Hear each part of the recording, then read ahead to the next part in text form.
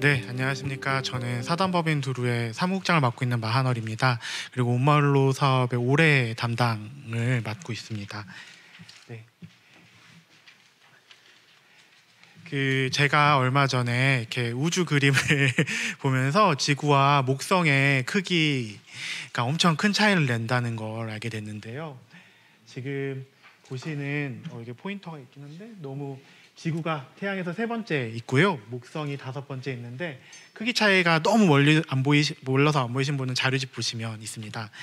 그 차이가 무려 1대 1300이라고 합니다. 그러니까 지구 1300개를 합치면 목성 크기만 하다라고 하고 있습니다. 근데도 얼핏 보기에 정말 큰 차이잖아요. 이걸 그림을 인용했던 이유는 비유하기 위해서였는데, 네. 그 전체 변호사 수가 이제 3만 시대라고 합니다. 이제 올해 추가로 그 14회 변호사들이 합격을 하면 아마 3만 명이 넘을 것 같은데요. 변호사 3만 명 중에 공익 활동만 전업으로 하고 있는 변호사는 약 150명 정도입니다. 그 중에서도 아동 청소년과 관련된 활동을 하는 사람은 10명 정도에 불과합니다. 네, 물론 그 전체 변호사 중에서도 소년 국선이나 아동 국선을 하시는 분도 있긴 하기 때문에 꼭 전업 변호사가 아니어도 다양한 아동 분야 활동하시는 분들이 있지만 이런 분들 다 합쳐도 제가 이렇게 세어봤을 때 채 100명이 넘기가 되게 어려운 상황입니다. 그 크기를 이렇게 해봤습니다. 전체 화면이 2만 7천 명이라고 했을 때 그 중에 한가운데 이제 150명 정도 있고요. 요 점 하나가 10명 정도의 크기인데 이 비율은 아까 1300대 1이었잖아요. 이거는 2793대 1입니다. 그러니까 2배 정도의 크기의 차이가 있는 것이죠. 2019년에 두루에서는 그 광주 지역에서 활동하는 변호사 단체인 동행과 함께 그 한국의 공익 변호사 실태 조사라는 걸 했습니다. 이 조사를 하면서 좀 많이 느꼈던 것이 가장 필요한 거는 지속 가능한 재정이라고 많이 답하셨고, 근데 두 번째로 답했던 것이 역량 강화였습니다. 그러니까 혼자서 많은 사람들이 주변에 없고 또 많이 활동해왔던 선배들이 없다 보니까 혼자서 활동하면서 굉장히 낯설고 막막하고 그래서 도와줄 사람들이 주변에 좀 있으면 좋겠다라는 의견도 되게 많았습니다. 그리고 마지막으로 또 지역 간 활동하는 영역들이 대부분 다 수도권에 몰려 있다. 사실 아동 청소년 그리고 어쨌든 공익적인 활동이 필요한 이들은 전국에 걸쳐 살고 있지만 실제로 대부분의 사람들은 특히 변호사들은 대체로 서울 지역에 몰려 있다라는 이야기를 했습니다. 이 세 가지 이야기들, 지속 가능한 재정, 그리고 역량 강화를 위한 환경, 그리고 활동할 수 있는 영역들을 합치면 결국 가장 중요한 거는 사람이 아니었나라고 생각을 했습니다. 네. 아동 청소년 인권 옹호 활동에 대해 설명해 드리겠습니다. 사실 제가 마이크 잠깐 빼겠습니다. 화면을 네. 보통 아동 청소년들은 많이 권리를 유예당하기 쉽습니다. 저희 주변에 어렸을 때 많이 들었을 것 같은데요. 수능 보고 나면 어른이 되면 다 괜찮아질 거라고 어른들이 얘기해 왔던 것 같습니다. 네, 그 어렸을 때는 그래서 이런 이유로 권리를 침해하거나 유예하는 것들을 굉장히 정당화해 왔는데요. 그렇게 10대 때 권리를 유예한다면 20대 때 과연 권리가 실현될까요? 라고 했을 때 실제 당사자들에게 물어보면 10대 때 침해된 권리 그리고 그때 내가 지쳤던 나가 20대가 돼서 달라지진 않더라 라고 많이들 얘기합니다. 20대가 된다고 해서 없었던 권리를 다시 누리거나 권리를 혹은 보장받지 못하던 권리를 향유하거나 이런 것들이 불가능하다 라는 이야기들을 많이 하고요.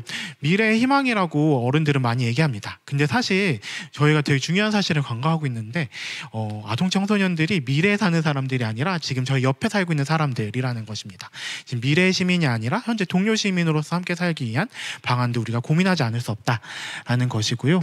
그리고 아까 전에 의원님께서도 인사말에 말씀해 주셨는데 그 타인에 의해서 권리 실현이 굉장히 좌우되는 경향이 있습니다. 이를테면 변호사 하나 선임하는 것도 부모 법정 대리인의 동의가 없이 쉽지 않습니다. 그러다 보니까 예를 들면 아동학대나 혹은 친족간 성폭력처럼 보호자가 변호사 선임하기 되게 마땅하지 않은 순간에 적절한 도움을 받지 못하는 경우가 있고요. 막상 부모가 아동학대 행위자가 아니더라도 이렇게 그 법률 사건에 크게 관심이 없거나 혹은 친족간 성폭력이나 이런 성폭력 사건에 좀 이렇게 아동 먼저 합의해버리거나 이런 상황들을 결정하시기도 하는 것 같습니다. 저희가 올해 하면서도 그렇지만 실제로 현장에서 이렇게 그 법률 조력이 필요한 아동들은 되게 많습니다. 1년에 그 보편적 출생등록 네트워크에서 조사한 결과에 따르면 출생 신고가 안 된 아동이 70건 정도 있고요. 보호 대상 아동이 연간 4,000명 정도 발생합니다. 청소년 심처 이용자가 연간 3만 명 정도라고 하고요. 소년보호 사건이 연간 3만 5천 건 정도 접수가 됩니다. 아동학대 신고가 5만 2천 건이 접수되는데요. 이렇게 법률 지원이 필요한 이들이 굉장히 막 3만, 5만 단위로 늘어나고 있고요. 가정밖 청소년에 대해서 여가부가 조사했을 때 가정밖 탈가정한 경험이 있다, 가정 밖에서 살아본 경험이 있다라고 하는 이들이 27만 명이었습니다. 그리고 이주 배경 아동이 약 55만 명이라고 합니다. 이렇게 우리 주변에 굉장히 많은 아동들이 어쩌면 그 사법 절차나 이런 지원의 사각지대에 놓여 있다고 볼 수 있습니다. 이런 아동들에게 조금이라도 더 법률 지원이 잘 이루어질 수 있도록 저희가 아까 앞에 말씀드린 것처럼 사회복지 공동모금의 지원을 받아서, 그리고 삼성생명의 기탁 사업으로 온마을로 사업을 2022년 6월부터 시작했습니다. 그 중에서 저희가 온마을로 사업에 참여해 주시는 변호사님들을 온마을 로이어라고 불러드리고 있습니다. 온마을로는 그러니까 한 아동을 키우면서 온마을이 필요하다라는 아프리카 속담에서 왔고요. 그런 마을로 가자라는 지향을 담아서 그런 마을로라고 했는데, 거기 그 로를 이렇게 저희가 약간 언어 유희처럼 법으로 바꿔서 표현해 봤고요. 저희가 지난해 참여했던 온마을 로이어들이 총 47명이었는데 좀 고무적이었던 것은 법무법인이나 법률사무소에서, 그러니까 전업으로만 활동하는 변호사뿐만 아니라 새롭게 아동 청소년 영역에 관심을 갖거나, 혹은 기존에 좀 관심이 있었지만 이렇게 전업처럼 좀 이렇게 활발하게 활동이 어려웠던 분들 포함해서 약 47명의 변호사들이 활동을 했다는 것이고요. 그 중에서 약 13명이 서울이 아닌 지역에서 활동하는 변호사였습니다. 물론 그 중에 경기도 지역이 좀 5명이었는데요. 수도권을 제외하면 여전히 수도권 외 지역에서의 변호사 활동이 더 필요하다라는 걸 알 수가 있었습니다. 네, 저희 47명이 다 저희가 함께 그 공익활동이라고 부르는 아동청소년 인권옹호활동에 참여해 주셨던 건 아니었고, 참여해 주신 분은 총 32명이었습니다. 68%의 변호사들이 참여를 해 주셨고, 저희가 아까 전에 말씀드린 것처럼 되게 중요한 건 사실 역량 강화에 대한 그런 욕구였는데요. 작년에 1회 평균 16.5명, 저희가 총 4회를 진행했는데 총 66명이 참여했습니다. 저희가 좀 이 부분에 대해서는 예상보다 좀 많이 참여하지 않은 것 같아서 내년에는 아예 하루치에 4번, 1년에 4번 나눠서 하다 보니까 이렇게 좀 참여하시는 게 좀 이렇게 골고루 이렇게 나눠서 참여하시는 것 같아서 한 번에 모아서 역량 강화 교육을 실시할까 합니다. 작년에 전체 신청 건수는 총 74건이라고 나와 있는데 이후에 더 늘어서 80여 건, 85건 정도가 더 신청이 됐었고요. 신청은 개인이나 기관 단체에서 공익활동으로 이런 사건을 좀 해줬으면 좋겠다라고 하신 건과, 다음에 변호사들이 나 이런 사건 하고 있는데 이 사건 정말 아동인권을 위해서 필요하다라고 해서 요청한 사건들이 현재는 약 절반 정도, 반반씩 있고요. 그 중에서 결정된 사안도 지금 현재는 약 75건 정도인데요. 변호사의 이렇게 주된 업무로 생각했던 소송이라고 다 묶었지만, 다 뒤에서 보시면 아시면 다 다양한 활동들을 지원을 했습니다. 아까 32명이 참여했다고 했으니까 4월 3일 기준으로는 1인당 1.9건 정도씩의 공익활동을 하셨던 것입니다. 사건을 대략 분석해 보면 다들 아동학대나 소년사법이 제일 많을 거라고 예상하셨을 수도 있는데, 제일 많았던 사건은 사실 출생신고와 인지, 양육비 청구와 같은 가사사건이었습니다. 출생신고가 되지 않았던 사건, 혹시 작년에도 청주시에서 출생신고가 되지 않았던 아동이 되게 여러 차례 뉴스에 나왔었는데요. 네, 그런 사건들이 제일 많았고요. 특히 최근에는 이주 배경 아동인 경우에 분화모가 한국 국적이지만 다른 쪽 분화모가 한국 국적이 아닌 경우에 한국 국적인 분화모에 대해서 인지 청구를 하는 경우도 종종 있었습니다. 그 다음으로 많았던 사건은 성폭력, 성착취 피해 아동 청소년에 대한 지원이었습니다. 네.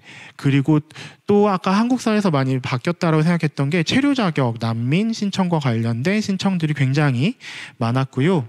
다음에 소년 사법이나 학교 폭력 위원회라고 하죠. 학폭 관련 사건들 있었고, 아동 학대 사건, 그리고 기타 민사 사건도 적지 않았는데요. 예를 들면 보호자가 아동의 재산을 함부로 처분해 버린다거나 이런 사건들도 있을 수 있고, 다음에 상속에 있어서 단순 승인을 한다거나 뭐 이런 거와 관련된 이슈들이 있었습니다.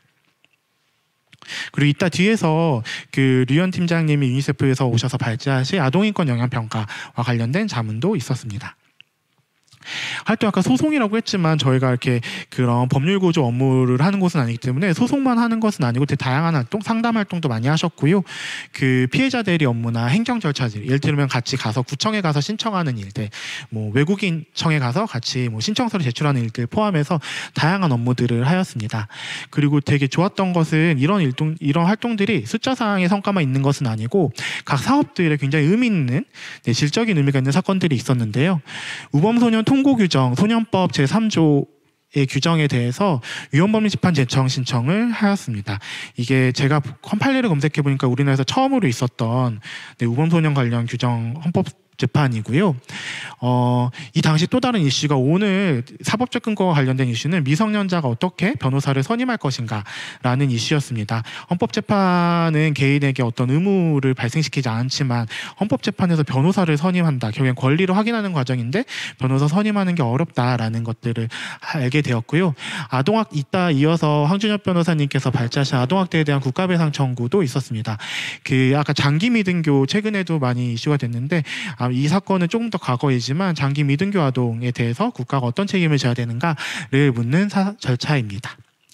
혼외자의 출생신고 절차, 혼인에 출생한 자녀가 현재 출생신고 의무자가 없을 때 과연 누가 출생신고를 할 것인가. 왜냐하면 혼외자 출산 이후에 사망한 친모가 사망하면서 더 이상 출생신고 의무자가 없을 때 이 출생신고 절차에 대한 지원에 대한 이야기를 하긴 하고 있고, 이주배경 청소년 피해자 대리를 하면서 한국에서 이주배경 청소년들이 피해자로서 받을 수 있는 지원이 되게 한정적이다라는 것도 알게 됐습니다. 최근엔 이주배경 청소년이 피해자인 성폭력 사건, 성착취 사건들도 종종 발견되는데, 예를 들면 상담 요청을 하더라도 당장 통역 제공이 되지 않아서 제대로 상담받기 어려운 상황들이 발견되었고요.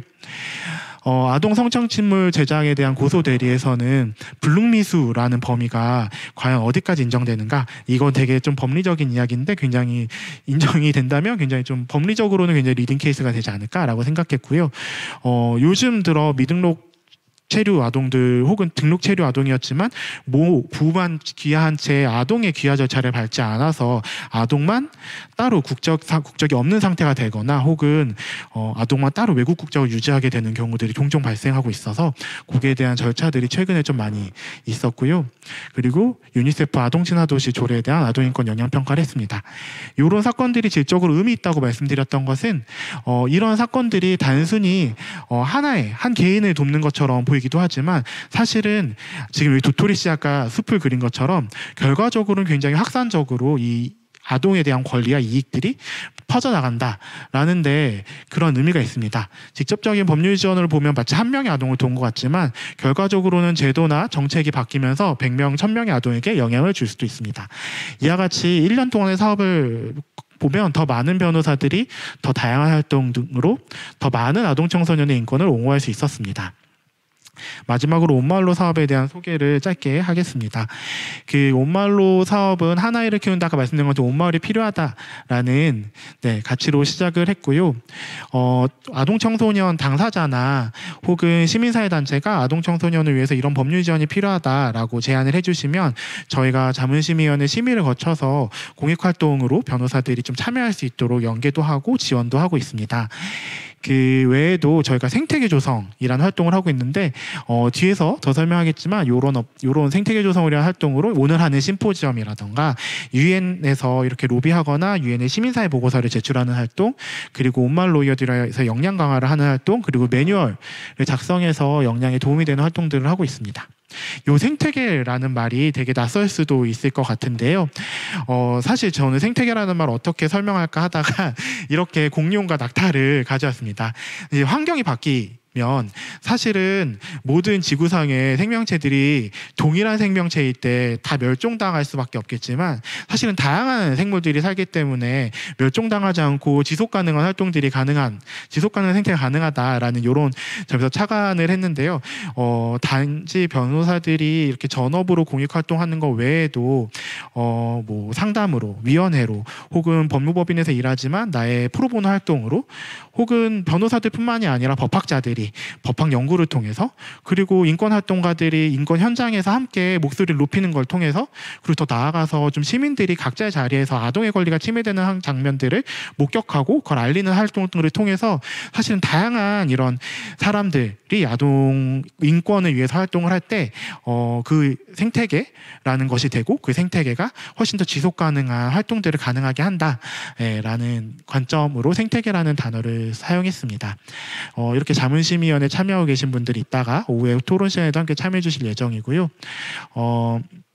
저희가 올해 이렇게 홍보도 하고 또 지역 활동을 위해서 지역 간담회나 지역 교육 활동도 많이 했습니다. 그리고 오늘 이렇게 심포지엄도 개최했고, 작년에는 장애인 권리 협약에 참여해서 장애 아동의 이렇게 권리, 놀 권리, 학대로부터 보호받을 권리, 그다음에 탈시설 권리 등에서 대해서 저희가 심의 대응해서 따로 저희가 아동 분야 보고서를 제출을 했고요. 그 부분들이 CRPD 최종견, 장애인 권리 협약 최종견에 많이 반영이 되기도 했습니다. 그리고 역량 강화 교육은 이렇게 6개 강의를 4차례 했는데요. 올해는 한 3, 4개의 강의를 하루 안에 다 해보려 하고요. 매뉴얼은 현재 거의 시작 중이어서 거의 최종적으로 편집하고 있는 과정이 있는데요. 곧 만나보실 수 있을 것 같습니다.